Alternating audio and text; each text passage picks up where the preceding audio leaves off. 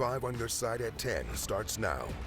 A devastating fire leaving a St. Louis family running for their lives. That family is now homeless just days before Christmas.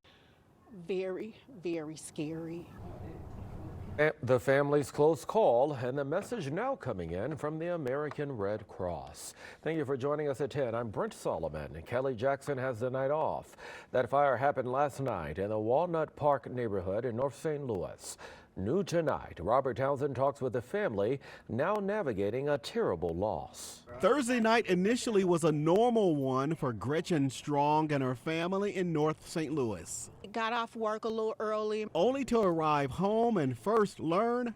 Well, my husband smelled the odd smell. All of a sudden, the smoke detectors start going off. Their home on Ashby Avenue that's been in their family for nearly 2 decades was on fire. Just minutes before the fire started spreading, the 7 family members were here in their living room area, but when their loved one ran upstairs and shouted, "Fire, fire," everybody thankfully got out just in the nick of time.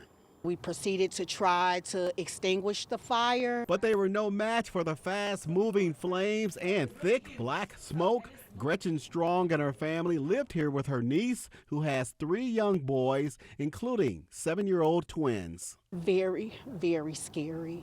I can see how my nephews will be traumatized for a very, very long time. So I'm just praying for them. Everything is gone. I have nothing but what I have on. Days before Christmas. The American Red Cross says nationwide it responds to 20% more home fires during the holiday months. That's why the agency is passing along these safety reminders, including stay in the kitchen when you're cooking, never leave space heaters unattended, and if you must use candles, keep them away from anything that can burn. Strong believes her uncle may have accidentally not put out a cigarette properly, possibly igniting a mattress fire. Be mindful that those things can catch on fire. As they wait to receive help from the Red Cross, the family is still giving thanks. We have each other because lives could have been lost. Through it all, I'm a survivor, and we're going to persevere. We're going to stick together. Robert Townsend, 5 on your side. Fire investigators have not determined what caused that fire. Right now, tensions in the Middle East are escalating following new U.S. airstrikes in Syria. This is new video of those attacks being carried out earlier today.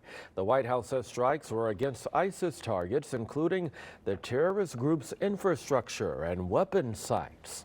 President Donald Trump said the strikes were in retaliation for an attack that killed 2 Iowa National Guard members and a civilian last weekend. Tonight, the Department of Justice releasing hundreds of thousands of documents related to the Jeffrey Epstein case. The release included thousands of photos, call logs, and heavily redacted documents online. The files include video clips from inside of the jail that happened on the day Epstein died by suicide. They also include photos of him with Ghislaine Maxwell. Despite today's release, there are thousands of files still missing. The Deputy Attorney General says the rest of those documents will be released in the coming weeks. Very difficult day for our St. Genevieve family. Obviously, it's a difficult day for our staff members' family as well. Our heart goes out to them as they attempt to navigate this difficult time. Tonight, a community is in mourning the loss of a beloved Bloomsdale staff member who died in an early morning crash.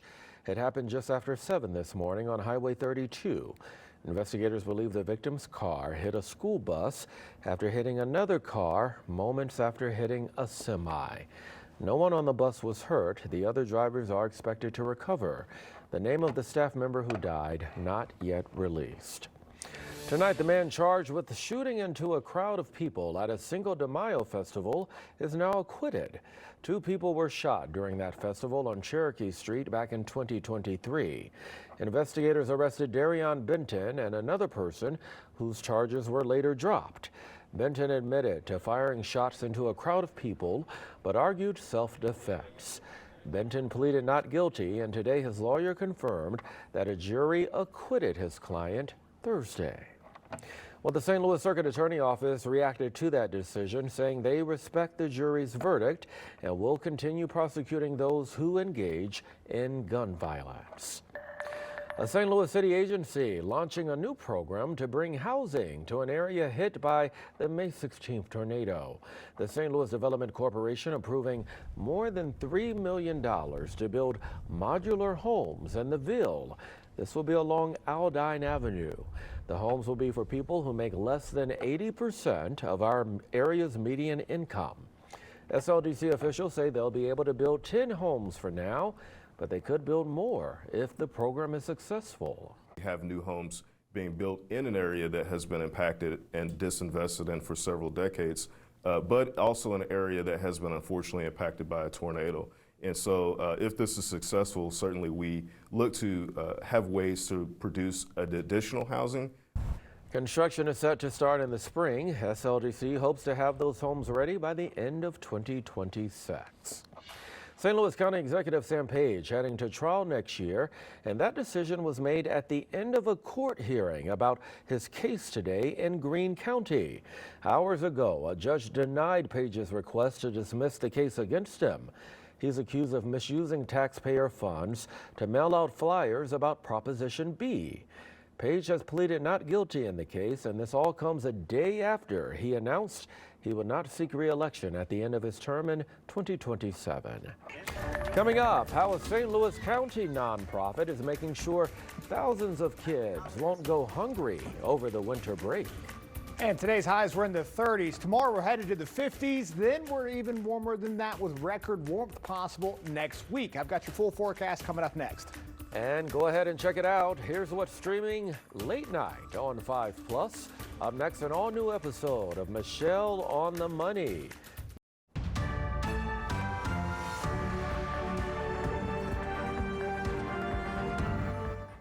A night of celebration and even some reflection downtown as Behavioral Health Response hosted its annual awards ceremony. The Lifesavers Gala at the 21C Museum honored the dedicated workers who provide life-saving support right to our community every day. BHR's clinical officer addressing that crowd, emphasizing that mental health challenges deserve the same urgency and attention as any other serious medical condition. If you or a loved one are in need of support, help is always available. Call or text 988 for behavioral health resources right here in St. Louis. Well, as school lets out for winter break, there are a number of students who may go without meals. That's why tonight, Melanie Johnson is highlighting a mission to fight against hunger and feed more than 5,000 families in St. Louis County. We take care of the whole child, and so that means meeting all of their needs. At Riverview Gardens High School, the need to make it through the holidays was evident. Boxes of food given to families one by one. We understand that education is not just about books, but making sure we are meeting the needs of our community. Superintendent Dr. Tanya Padden tells 5 on Your Side this food distribution came right on time. As students go on winter break for 2 weeks, how they will eat is priority when food deserts are high and resources are low.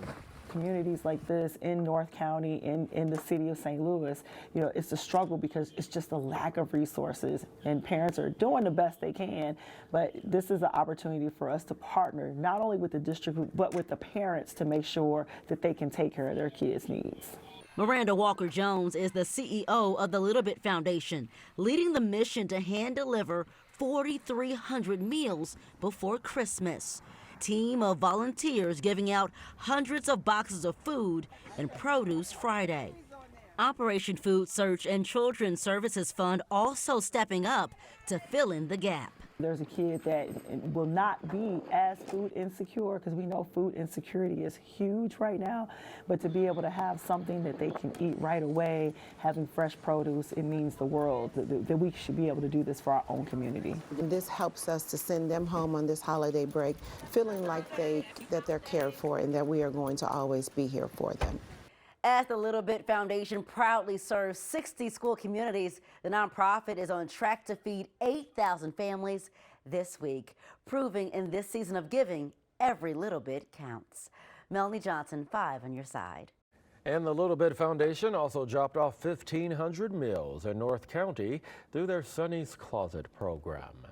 Let's get you now to your weather impact forecast. Meteorologist Lance Blocker standing by with all of the details. Yeah, and all of the seasons in the next 5 days or so. Let's get right to it right now. So check out up in St. Charles. All is clear. A nice night on tap if you're inside looking outside. It is rather chilly, though. We had that big storm system move through yesterday, produce rain and even some snow in the late evening, early overnight hours. It produced a lot of wind damage too, really coast to coast. 300,000 people lost power due to wind damage from this system right here. Now pushing out of New England. They had about a foot of snow in the northern states there. We shift back to us though, high pressure off to our east. That means now we got a southerly breeze back in our region. That means warmer temperatures tomorrow, but not for long thanks to this cold front that's on its way. It won't bring any rain or snow or anything like that for us as it moves through on Saturday evening. But again, we'll warm up in the meantime. Though overnight, upper 30s, lower 40s to start out the day. But as we get that southerly breeze to kick in, we warm up fairly quickly with highs into the low to mid 50s. I mentioned that other cold front that's on its way. It resets our temperatures to the low 40s for Sunday, but that's brief. And this is why, as we look ahead into next week, really starting this weekend, watch as the pattern shifts. This is the upper level pattern, winds going west to east along these isobar lines here. I push this forward. You can see the high pressure beginning to build north, and that's what allows us to warm up near 70 degrees, record high temperatures for the Christmas week as we move in to the middle of next week as well. Here it is in detail over the next 5 days. Again, tomorrow, still be nice. I mean, compared to today with temperatures in the 30s, we'll be in the 50s tomorrow. Then Sunday, of course, 42. That gradual warm up, thanks to that high pressure kicking in gear into the upper 60s we go by Wednesday. Looking ahead to the next 7 days and really beyond that mark too. That high pressure not only warms us up, but it also means that we won't have any major systems move through the area. So no chance of rain in the next 7 days. Our next system looks like maybe next weekend, but for now, still off the chart for us. But 73 degrees, that's off the chart too. You know, our record high, 71 degrees on Christmas Day. That was established 1889. We're looking to beat that mark. Well, if you're dreaming for a white Christmas, keep on dreaming. Yeah, keep going north. Lance, thank you, my friend. And thank you for your company. Now here's Corey Miller with 5 on your sideline.